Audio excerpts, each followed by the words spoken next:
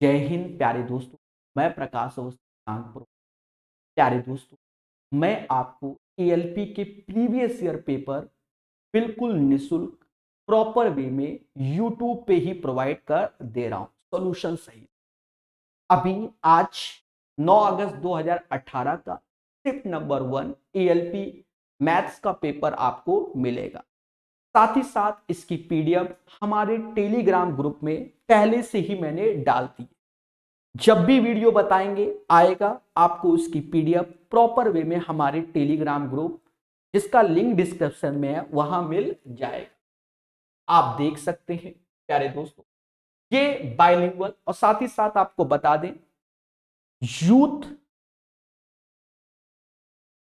RRB 2024 की जो किताब है बाइलिंगुअल प्रकाश सर मैथ ऐप में 201 रुपया, और पिनैकल 6200 मैथ लगाओगे तो 199। जो भी आपके पास किताब है आप लगाना चाहते हैं तो आप देख सकते हैं। ठीक है, ये देखिए बाइलिंगुअल आपको प्रॉपर सॉल्यूशन अभी जो वीडियो देखेंगे बेहतरीन ढंग से आपको मिल जाएगा। स्टार्टिंग में ही हमने ये बात आपको बता दी। अब यहां से आप वीडियो को प्रॉपर देखिए, खुशी मिलेगी। पहले से ही हमारे पास रिकॉर्डेड है सारे। दोस्तों, आज सेट नंबर 96 करा रहा हूं। एएलपी का ये पेपर है, धैर्य पूर्वक ध्यान देना। पहला क्वेश्चन कहता है किसी क्लास में 9 छात्र हैं और कुछ छात्राएं हैं। किसी परीक्षा में छात्रों के जो औसत अंक हैं वो 12 है, छात्राओं के 40 है, सभी के 13.1 है। ऐसे क्वेश्चन को प्यारे दोस्तों हम लोग मिक्सचर एंड एलिगेशन से कर सकते हैं। सर कैसे? ध्यान देना। देखो, बॉयज और गर्ल्स, बॉयज बोल रहा है 9 है, गर्ल्स कितनी है नहीं मालूम।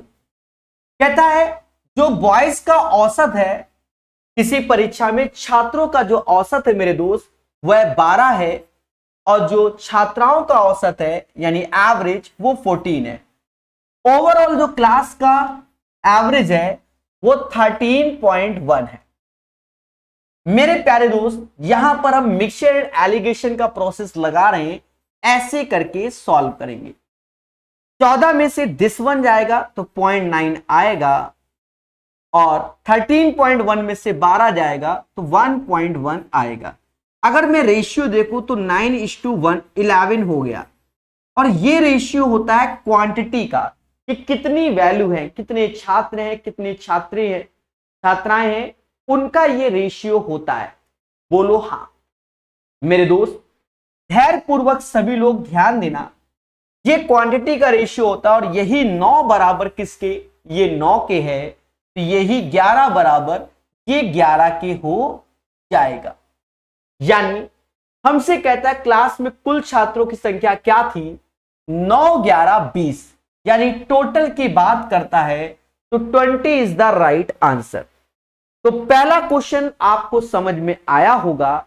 उम्मीद है आपको हर एक क्वेश्चन समझ में आएगा, धैर्य पूर्वक पढ़ाया जाएगा। ठीक है, चलिए सारी चर्चाएं होंगी, अभी धैर्य पूर्वक पढ़िए। ठीक है, क्वेश्चन नंबर 2 की बात हम करते हैं। कहता है किसी थैले में लाल और नीले रंग के गेंदों की संख्याओं का अनुपात स्थिर है। जब उसमें से 44 लाल गेंदें थी तो नीले गेंदें 36 थी। यानी रेड जो बॉल है वो 44 होती है, तो जो ब्लू बॉल होगी वो 36 होगी अकॉर्डिंग टू द क्वेश्चन। अब हमसे कहता है कि प्रभु यदि नीले गेंदों की संख्या अगर 54 है तो लाल की संख्या क्या होगी? तो 36, ये 54 कह रहा है। अगर नीले गेंदों की संख्या अगर 54 है तो रेड की क्या होगी? आप ब्लू का रेशियो ले लो, 9 से ये 4 बार में जाएगा, 9 से ये 6 बार में जाएगा। यही 4 बराबर 44 के, यानी इसमें 11 का गुणा होगा मेरे प्यारे दोस्तों। तो ये 6 बराबर 6 में भी 11 का गुणा कर दो, 66 हो जाएगा। यानी इस क्वेश्चन का आंसर 66 हो गया। अब मोटा मोटा समझ लो, ये एक तरीके से करेंसी समझ लो। मान लो भारत और नेपाल के, मान लो भारत के 36 रुपया नेपाल के 44 के बराबर है, तो भारत के 54 रुपया नेपाल के कितने के? ये इस प्रकार का क्वेश्चन है, समझ गए। तो रेड और ब्लू बॉल के बारे में चर्चा हो रही है कि अगर लाल 44 होती है तो नीली 36 होंगी, अगर नीली 54 है तो लाल कितनी दया, बोलो बोलो। उम्मीद है यह क्वेश्चन भी हर एक बच्चे को समझ में आया होगा। गलत कह रहे हैं शिवम जी, बीकानेर जी, सोनू जी, सुरेश जी, ठीक है, राजेश जी, जल्दी जल्दी आंसर बताइए। क्वेश्चन नंबर 3, बहुत पेशेंस से पढ़ना है। कहता है एक लंबवती शंकु का आयतन जिसके आधार की त्रिज्या उसकी ऊंचाई की 1/3 है। मेरे दोस्त, लंबवती शंकु के आयतन जिसके आधार की त्रिज्या उसकी ऊंचाई की 1/3 यानी 1/3 बोला गया अकॉर्डिंग टू द क्वेश्चन। और कहता है गोले के आयतन के बराबर है, यानी हमसे कह रहा है कि भैया जो शंकु का आयतन है वो गोले के आयतन के बराबर है। तो शंकु का जो आयतन होता है वो 1/3 पाई R1 का स्क्वायर, R1 बोल लो या R बोल दो क्योंकि हमने यहां R यूज किया, तो R² H, गोले की त्रिज्या को हम R2 कर लेंगे भाई, या R1 घोषित कर देंगे। तो गोले का आयतन होता है 4/3 पाई R1 का क्यूब। यहां त्रिज्या R है और यहां त्रिज्या को हमने R1 लिया है। मेरे देवताओं समझना क्या, अब देखा जाए जो हाइट है H वो 3 टाइम्स हो गया R के, उठाकर रख दीजिए। यहां तो पहले ये कटेगा, π/3 से π/3 गया, R² ऐसे गया, H की जगह 3R आ गया, 4 ऐसे, R1 क्यूब हो गया। दोस्तों अच्छे से समझना, R³ अपॉन R1 क्यूब, और ये 4/3 हो गया। इसी चीज को समझो, R upon R1 cube root में ये 4 हो जाएगा और क्यूब रूट में ये 3 हो जाएगा, यानी इस क्वेश्चन का आंसर डी हो जाएगा। उम्मीद है क्वेश्चन नंबर 3 भी आपको क्लियर हुआ होगा।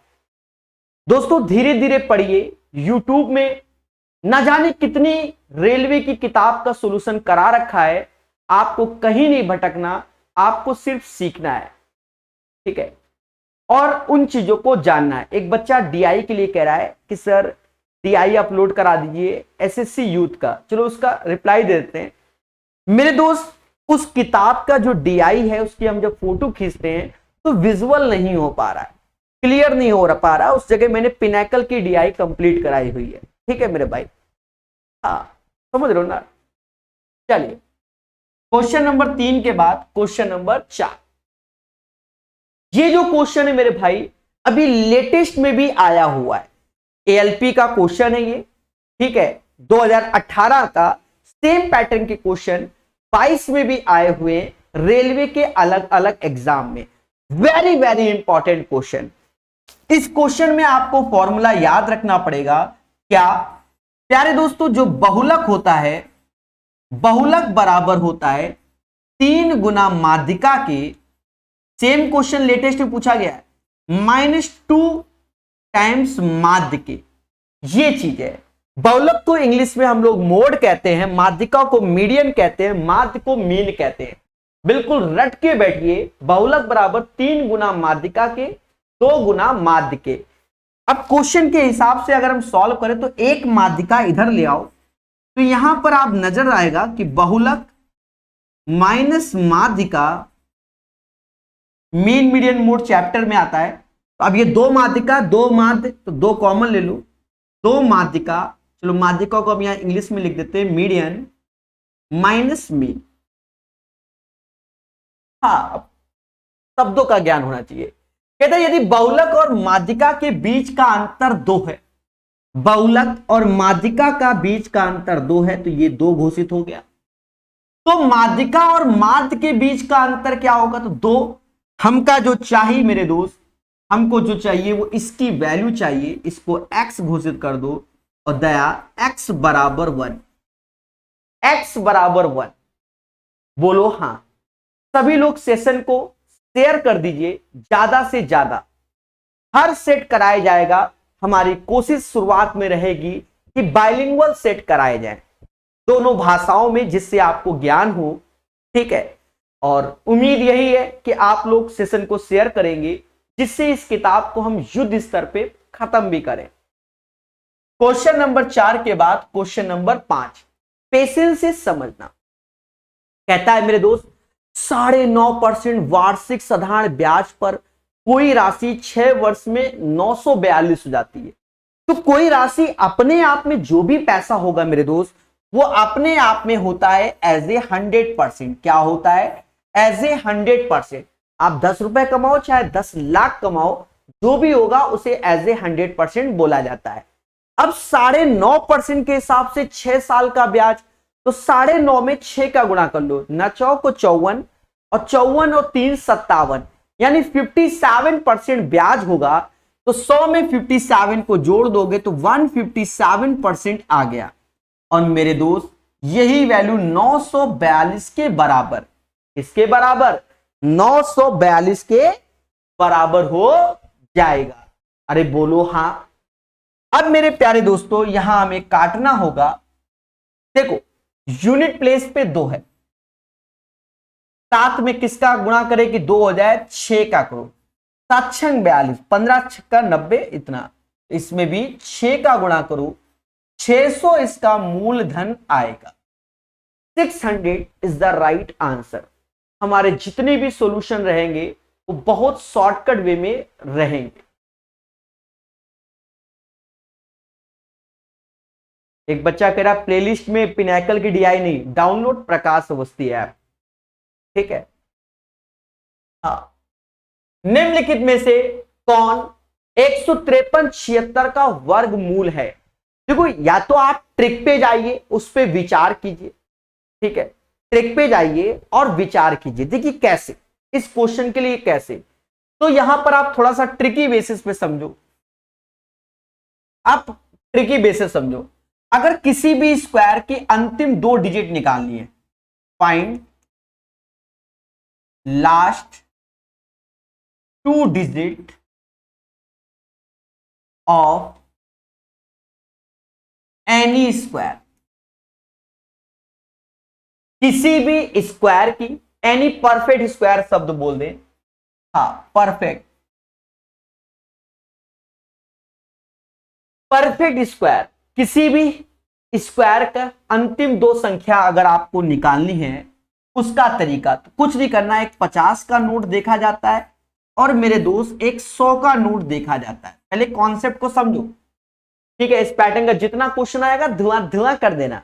जी हाँ, अब मान लो आपसे क्या कहते हैं सर 42 के स्क्वायर की अंतिम 2 डिजिट क्या होगी? डरो नहीं। 50 से कितना कम? 8। 50 से कितना कम? 8। 8 का स्क्वायर 64। मुद्दा खत्म। अंतिम 2 डिजिट यही होंगी। कोई कहते सर आपसे, कोई कहते सर 96 के स्क्वायर की अंतिम 2 डिजिट क्या होंगी? 100 से कितना कम? 4। 4 का स्क्वायर 16, अंतिम 2 डिजिट 16 होंगी। ऐसे करके होता है। अब ध्यान दो, जैसे हम बात करें 128 के स्क्वायर की, तो 28 देखो, 28 देखो 50 से कितना कम? 22। 22 का स्क्वायर 484, अंतिम 2 डिजिट 84 आएगा। 134, 50 से 16 कम, 16 का स्क्वायर 256, अंतिम 2 डिजिट 56 आएगा। 24, 50 के स्क्वायर से 50 से कितना कम? 26। 26 का स्क्वायर 26, 50 से कितना कम या 100 से कितना था? 24। 24 का स्क्वायर 576, अंतिम 2 डिजिट 76 आएगी। यानी यही इसका आंसर होगा। फिर भी 122 लग रहा है, चेक करना तो कर लो। 22 का स्क्वायर 484, अंतिम 2 डिजिट 84 होंगी। तो 76 एक ही में आया, 124 आंसर। और वैसे भी आपको स्क्वायर क्यूब याद करने हैं, उसकी ट्रिक चाहिए।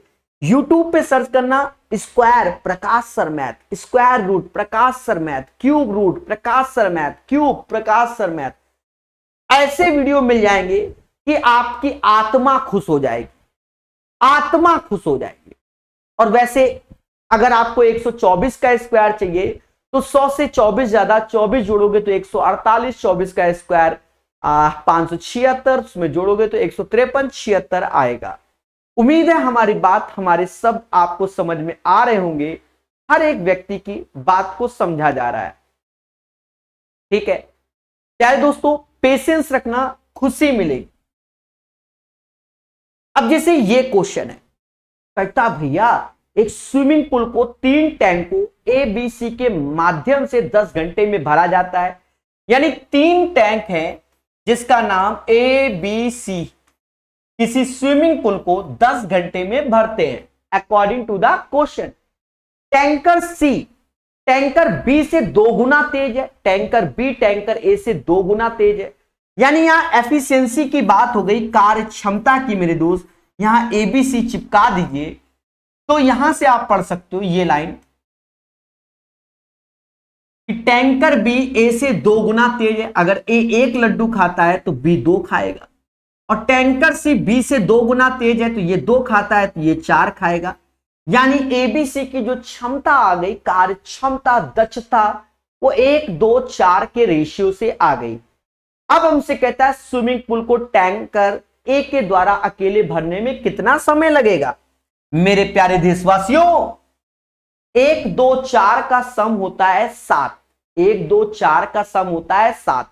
तो देखा ये जाए ये 1 घंटे में 7 लड्डू बनाते हैं, और अगर हमने 10 घंटे इनसे काम कराया तो जो टोटल वर्क होगा 7 गुणे 10 70 हो जाएगा। 7 गुणे 10 70 हो जाएगा। और स्विमिंग पूल को टैंकर ए के द्वारा अकेले भरने में कितना समय, तो ए कहता है सर जी मैं तो एक ही लड्डू बनाता हूं।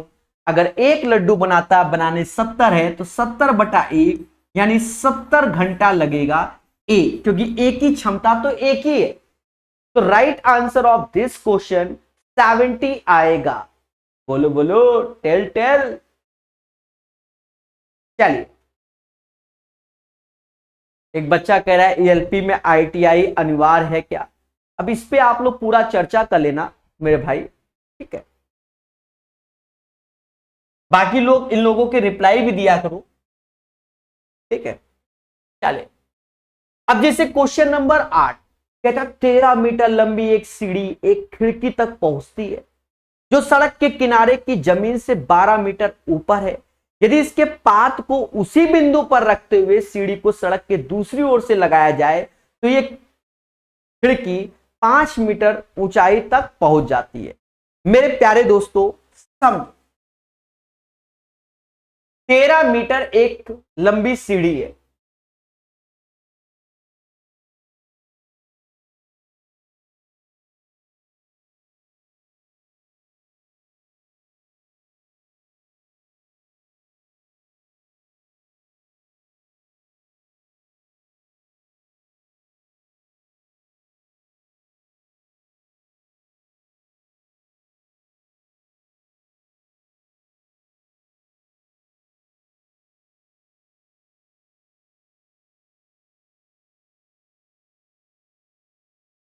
ध्यान देना एक एक बात।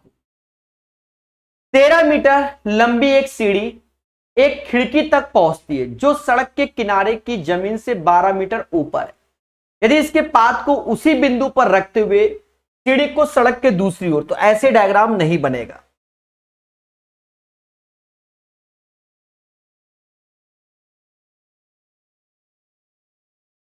ध्यान देना,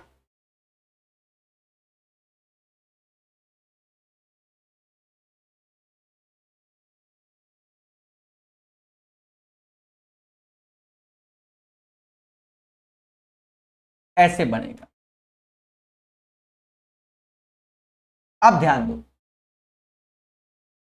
सीढ़ी की लंबाई 13 मीटर, तो 13 ये है, 13 ये है। आपको लग रहा होगा कम है, नहीं, क्योंकि सीढ़ी की लंबाई वही है जो सड़क के किनारे की जमीन से 12 मीटर ऊपर है। सड़क के किनारे की जमीन से 12 मीटर ऊपर है, तो ये 12 मीटर है। यदि इसको पात को उसी बिंदु से यही बिंदु से सड़क के दूसरी ओर से लगाया जाए तो 5 मीटर ऊंचाई तक पहुंचती है। यानी ये ऊंचाई 5 मीटर तक है। तो डायग्राम स्केल से नपा हुआ नहीं है, आपको चीजें समझ में आनी चाहिए, ठीक है। आज कल को धरने में बैठ जाओ।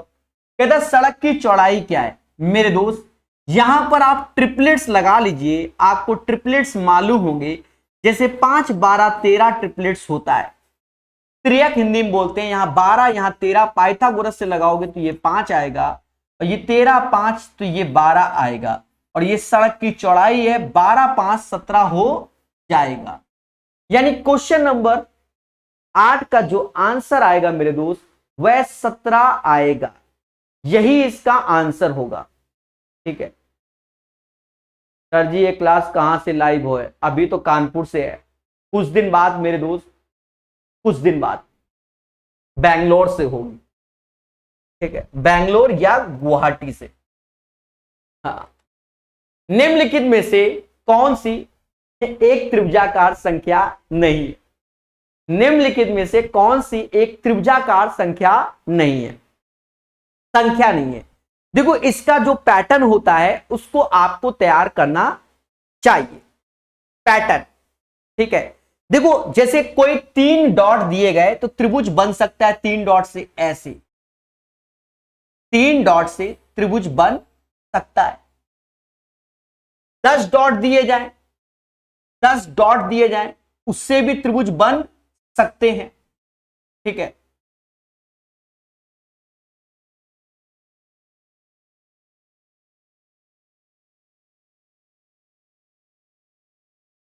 ठीक है, देखो इसका पैटर्न क्या होता है। ये एक ऐसा क्वेश्चन है जो आपको डाउट पैदा करेगा। आप मोटा मोटा शब्द 1 पॉइंट या 1 + 2 3 ये कॉन्सेप्ट होता है, या 1 + 2 + 3 6 पॉइंट से बन सकता है, 1 + 2 + 3 + 4 10 से बन सकता है, 1 + 2 + 3 + 4 + 5 15 से बन सकता है, 15 10 6 3 ऐसे पैटर्न पे जाएगा। यानी 3 से बन सकता है, 10 से बन सकता है, 15 से बन सकता है, लेकिन 5 से नहीं बन सकता। तो ये कहीं ना कहीं रीजनिंग का क्वेश्चन होगा, फिर भी हमने इसको बताने की कोशिश की क्योंकि किताब में छाप दिया है। निम्नलिखित में से कौन सी एक त्रिभुजाकार संख्या नहीं हो सकती, तो वह 5 नहीं हो सकती, ठीक है। 3 6 10 5, 3 6 10 15 से त्रिभुज बन सकते हैं और 5 से नहीं। बात समझ में आई योगेश शर्मा जी? चलिए Yogesh ji WhatsApp number description में, उस पर चर्चा करना, ठीक है। अब जैसे ये क्वेश्चन कहता है उपरोक्त वृत्त में चाप AB को स्पर्श रेखा DE से D पर। अब देखो ये कॉन्सेप्ट होता है, आपको बेसिक मैथ आना चाहिए। मैंने बेसिक मैथ अलग से फाउंडेशन चालू कर दिया है, वो भी यूट्यूब में ही, एग्जाम कार्ड की किताब को लेकर, ठीक है। बेहतरीन किताब है, 4 चैप्टर कंप्लीट कर दिए, 17 लेक्चर हो गए हैं। इसका फॉर्मूला आपको मालूम होना चाहिए ज्योमेट्री का। ये टेंजेंट DE का जो स्क्वायर होता है वो DB इंटू DA के बराबर होता है, ये इसकी प्रॉपर्टी होती है। तो कहता है भैया AB बराबर 12, तो AB 12 है, DE बराबर, DE हमारा 8 है मेरे प्यारे दोस्तों, BD की लंबाई x चाहिए। बहुत बार रेलवे में सेम पैटर्न का क्वेश्चन पूछा गया है मेरे दोस्त, रख दो DE 8 का स्क्वायर 64 हो गया, DB जो कि x हो गया, और DA जो कि 12 + x हो गया, 12 + x हो गया। बोलो हां, बोलो हां। BD की लंबाई ज्ञात कीजिए, BD की लंबाई ज्ञात कीजिए, x इंटू 12 + x बराबर 64। तो हमें x निकालना है। देखो या तो इसे कैलकुलेट करो या दिमाग लगाओ। सपोज हम मान लो 6 रखते हैं तो बरछंग 72 यही हो गया, 64 कभी नहीं आएगा। ये रूट वाला तो बाद में रखा जाता है। 5 रखो तो 12 5 17, 64 17 का मल्टीपल नहीं है, तो 4 होने के चांसेस हैं। देखो 4 ऐसे रखो और 12 4 16, 64 हो गया LHS RHS के बराबर, यानी D is the right answer. इस क्वेश्चन को ज्यादातर लोग ऐसे ही मेरे प्यारे दोस्तों करते हैं और ऐसे ही आंसर निकालते हैं। तो क्वेश्चन नंबर 10 का आंसर आ गया होगा, ठोको लाइक बोलो हां। चलिए, अरे देवताओं सीखो। देखो एक चीज समझो, जैसे कुछ बच्चे हमेशा हमसे कहते रहते हैं सर लाइव क्लास आपकी कब होगी। कभी मेरा टाइम फिक्स नहीं होगा, ऐसा मेरा स्वयं का मानना है। बस पढ़ते रहिए, या तो लाइव देख लीजिए या बाद में रिकॉर्डेड देख लीजिए, मुद्दा खत्म, पढ़ते हैं। कहता उमर और अविनाश ने क्रमशः 10,000 और 15,000 के निवेश के साथ पार्टनरशिप शुरू की, लेकिन मेरे दोस्त वित्तीय समस्या के कारण अविनाश ने 8 महीने बाद अपना निवेश वापस ले लिया। पहले 12 मास का लाभ दोनों में क्या होगा? पहले तो यह समझो, जिस हिसाब से जिसने पैसा लगाया होता है तो पार्टनरशिप का ये रूल होता है कि उसी हिसाब से उसको प्रॉफिट होगा। ठीक है, इसमें जो खेला होता है एक तरीके से आपको जनरली बता दें कि capital into time, capital into time, इन्हीं का रेशियो देखा जाता है। Capital into time into capital into time, और ये जो रेशियो आते हैं वो प्रॉफिट के रेशियो होते हैं। मोटा मोटा समझो, मान लो मैंने 10 लाख लगा दिया 1 महीने के लिए और आपने 5 लाख लगाया पर 12 महीने के लिए, तो भैया ये बता दो क्या 10 लाख वाले को ज्यादा प्रॉफिट होगा? नहीं मेरे दोस्त, 5 लाख वाले को 12 महीने, क्योंकि उसका एक तरीके से 5 गुणे 12 60 लाख, हमारा 10 लाख, तो प्रॉफिट उसको ज्यादा होगा। ये पार्टनरशिप का नियम है। ठीक है, तो आप समझो, कहता उमर और अविनाश ने 10,000 और 15,000 का निवेश किया, तो 10,000 प्रभु इसने लगा दिए और 15,000 इसने लगा दिए। अब देखा जाए इसका जो पैसा था वो तो 12 मंथ तक लगा रहा, और 8 महीने के बाद अविनाश ने पैसा निकाल लिया, पूरा ही निकाल लिया है बस। अब इसी का रेशियो लेना है। यहां देखा जाए मेरे भाई, 10,000 गुणे 12 1,20,000, ये भी 1,20,000, रेशियो लोगे 1:1 इज द राइट आंसर, यानी 11 का सी आंसर आएगा 1:1। अरे बोलो बोलो, टेल टेल। चलिए, कहता which of the following is true, इनमें से सत्य कौन सा है?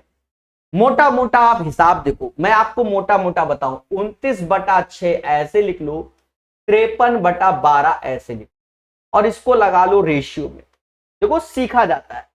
उसके बाद 6 से ये काट दो 2 बार में। अब मोटा मोटा देखो, ये 58 हो गया और ये 53 हो गया, तो प्रभु ये वाला बड़ा होगा कि नहीं होगा, बस यही बताना। तो बड़ा वाला पोर्शन ये होगा, नहीं नहीं ये भी नहीं होगा, ये तो इस वैल्यू के लिए लिया गया ना। अच्छा, क्योंकि यहां 53 यूज किया गया था, बाकी सब में 43 यूज किया गया है, कोई बात नहीं। तो फिर ये होगा, चेक कर लेते हैं भाई। अब ये छोटा ही रहेगा, अगर 53 की जगह 43 होगा तो भी यही बड़ा होगा। अगर फिर भी चेक करना चाहो, 29/6 ऐसे लिखो, 43/12 ऐसे लिखो, रेशियो कर दो, इससे ये 2 बार में ये 58 होगा, बड़ा होगा 43 से। तो 12 का सी आंसर होगा। ठीक है, अरे समझ में आ रहा है कि सब ऊपर जा रहा है?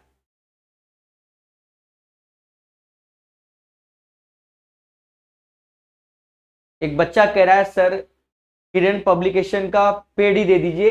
अच्छा ये बताओ, जो किताब तुम्हारे पास होगी क्या वही हम पढ़ा देंगे? कभी इस पे विचार करो। ठीक है देवता, तो उसके लिए मोहित जी क्षमा प्रार्थी हूं मैं। ठीक है, अब मेरे पास ये किताब सर ये पढ़ा दो, मेरे पास ये किताब। अरे प्रभु, सस्ता नशा कर रहे हो क्या? जो पढ़ा रहे हैं बस वही पढ़ा पाएंगे। अब के तो ये किताब वो किताब, आप खुद ही बताओ 10 किताब में पढ़ा सकता हूं एक साथ, तो बस क्यों सस्ता नशा कर रहे हो?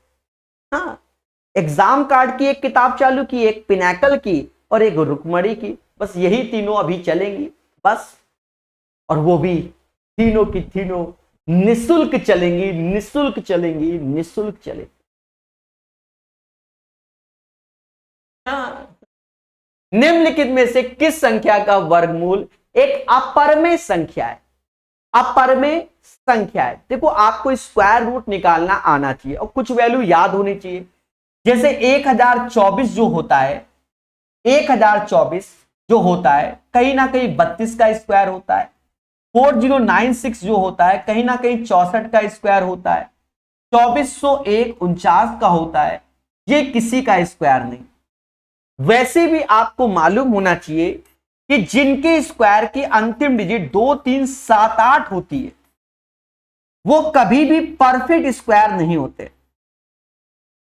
परफेक्ट स्क्वायर नहीं होते, पूर्ण वर्ग नहीं होते।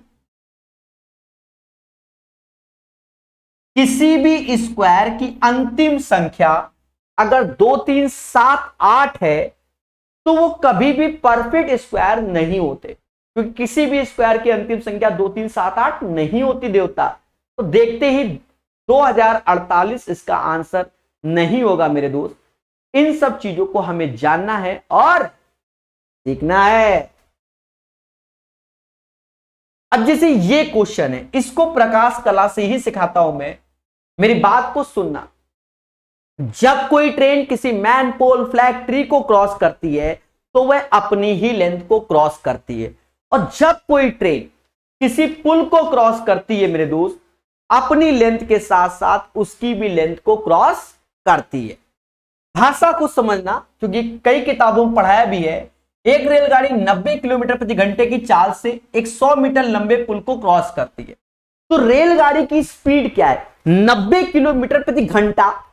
90 किलोमीटर प्रति घंटा, एक घंटे में होते हैं 3600 सेकंड।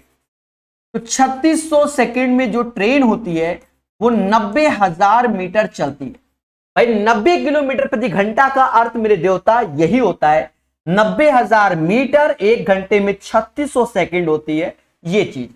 अब जब कोई ट्रेन किसी पुल को क्रॉस करती है तो अपनी लेंथ के साथ साथ उसकी भी लेंथ, तो देखा जाए जो 10 सेकंड दिया गया ना, तो 10 सेकंड में ट्रेन 100 मीटर तो पुल की लेंथ और L मीटर ट्रेन की लेंथ, बस 10 सेकंड की वैल्यू निकाल लो। सर कैसे?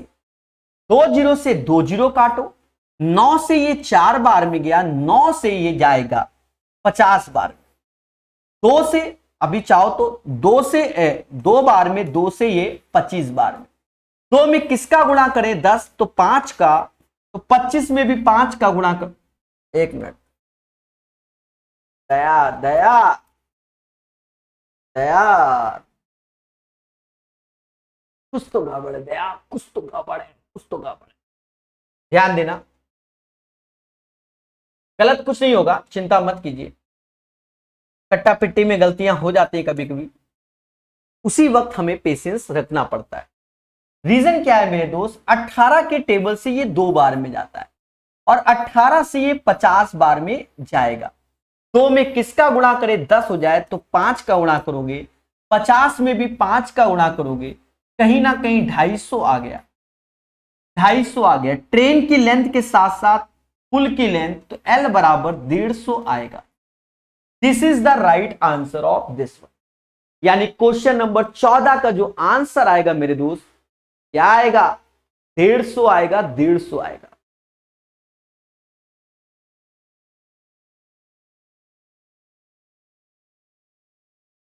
चलिए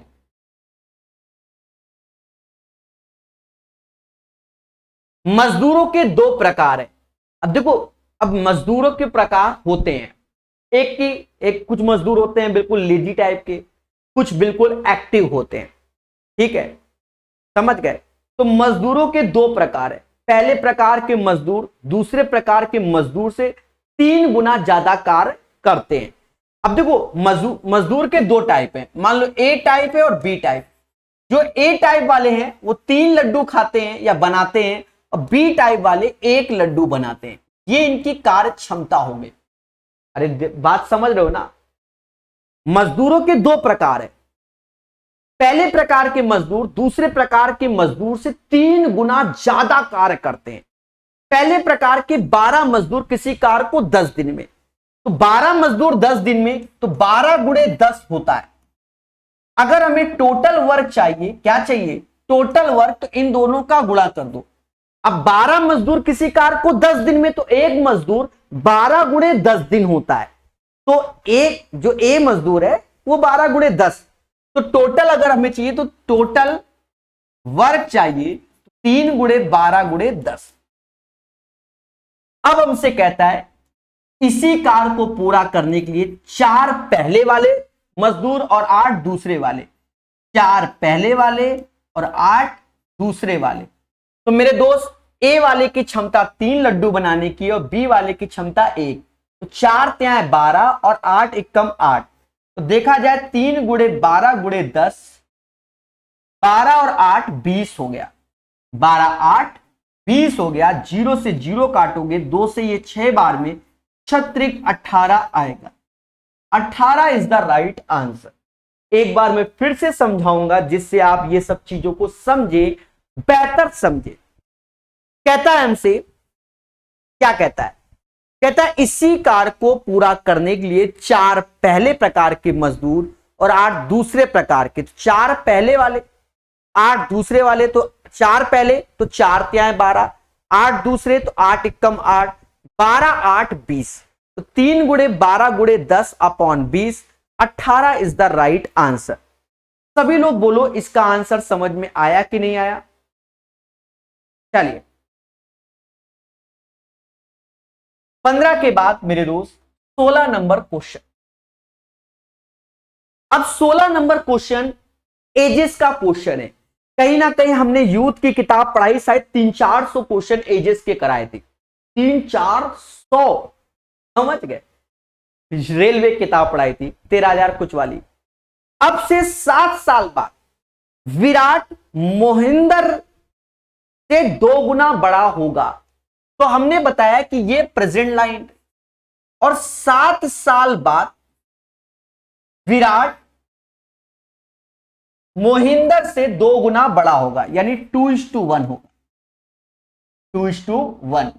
तो यहां पर आप इसको 2x समझ लो और इसे x समझ लो।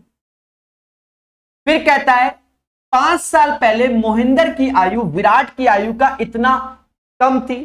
तो 5 साल पहले की बात की जाए तो 5 साल पहले विराट जाएगा, तो आज विराट 2x का है, तो 7 5 12 कम कर दोगे तो 2x - 12। मोहिंदर की तो x - 12। अब भाषा को फिर से पढ़ो। कहता है भैया 5 साल पहले मोहिंदर की आयु विराट की आयु के 2/5 से 1 वर्ष कम है। मोहिंदर की आयु विराट की आयु के 2/5 से 1 वर्ष कम है, और ये बराबर हो गया। बस इसी को कैलकुलेट करना है। 2 का गुणा करो 4x, 12 दूनी 24 हो गया, माइनस का 5, और ये 5 इधर गुणा होगा तो 5x - 60 हो गया। 5 में से 4x गया तो x आया, 60 इधर आया, ये 31 आया, x बराबर 31। यानी 7 साल बाद विराट की आयु 31 दूना 62, और हमसे कह रहा वर्तमान क्या होगी, तो 62 में 7 कम कर दो 55 होगी। एक बार रिपीट करेंगे क्योंकि कुछ बच्चे कंफ्यूजिया गए होंगे। सुनो, कहता है आज से 7 साल बाद V और M की आयु का रेशियो 2:1 है। Virat will be twice as old as Mohinder बोला गया, तो 2:1 है। तो हमने माना 2x और x। कहता 5 साल पहले, तो देखा जाए 7 साल बाद 2x है, तो 5 साल पहले तो 12 साल का खेला हो गया, 5 7 ये 5 वो, तो पहले हम गए तो 2x - 12 और ये x में से 12। फिर आगे कंडीशन कहता है कि मोहिंदर की आयु विराट की आयु के 2/5 से 1 वर्ष कम है। तो मोहिंदर की आयु x - 12 है, विराट की आयु का 2/5 से 1 कम, तो यहां से हमने x निकाल लिया 31। 7 साल बाद विराट की आयु 2x थी तो 62 हो गई। प्रेजेंट में बात करते हैं तो विराट प्रेजेंट में 55 वर्ष के हैं। मेरे प्यारे दोस्तों 55 साल के हैं, तभी बोलो हां। 2 अंकों की वह संख्या ज्ञात करो जिसके अंकों के गुणनफल की, देखो इन जनरल 2 अंकों की संख्या ये होती है 10x + y, और अंकों का गुणनफल का 3 गुना बराबर है, ये बोला गया। ऐसे क्वेश्चन में एक इक्वेशन 2 वेरिएबल कभी सॉल्व नहीं होगा, तो उस केस में क्या करें, ऑप्शंस। पहला 48 है तो 4 8 रखो 48, तो ये 48 ही हो गया मेरे दोस्त। यहां आ जाओ 3 और 4 गुणे 8 32, ये होगा नहीं। 24 रखो तो ये तो 24 ही है, ये 3 ऐसे x की जगह 2, y की जगह 4 तो 24, LHS RHS के बराबर, यानी 24 इज द राइट आंसर। यानी 17 नंबर का आंसर 24 रहेगा दया। 1600 रुपए की राशि 6 साल की अवधि के लिए 5% वार्षिक दर पर अर्जित ब्याज कितना होगा। देखो SI का क्वेश्चन है, एक साल में 5% ब्याज मिलता है, तो 6 साल में तो कहोगे 6 पंचे 30%, एक साल में 5, 6 साल में 30, तो 1600 का सिर्फ 30% आपको निकालना है मेरे दोस्त। 1600 का सिर्फ 30% निकालना है, परसेंटेज 2 जीरो की बली मांगेगा। 16 त्या 48, 480 आंसर आएगा। 18 का आंसर 480। 19 नंबर यानी इस सेट का अंतिम क्वेश्चन। तपस, अवि, ऋषि के बीच एक केक को बांटा गया। तपस के केक का 1/2 भाग, ऋषि के 1/3। तो देखो ऐसे क्वेश्चन में जब भी करो तो ये इनका मल्टीपल कर लो, 3 गुणा 2 6 यूनिट हो गया। अब इसको पढ़ो, 6 यूनिट हो गया। कहता है तपस, अवि और ऋषि के बीच एक केक को बांटा गया। तपस को केक का 1/2 भाग, तो 6 का 1/2 3 होगा। ऋषि को 1/3, तो 6 का 1/3 2 होगा। और अवि को तो 1 भाग अवि को। अब एज ए इसको पार्ट में देखो, एज ए पार्ट में तो ये 6 है, सभी में 6 से भाग दे दो, 1/6 भाग अवि को मिलेगा, क्योंकि हमसे पूछा गया शेष अवि को कितना भाग मिला, 1/6 भाग मिला। तो प्यारे दोस्तों, कहीं ना कहीं ये सेट कंप्लीट होता है।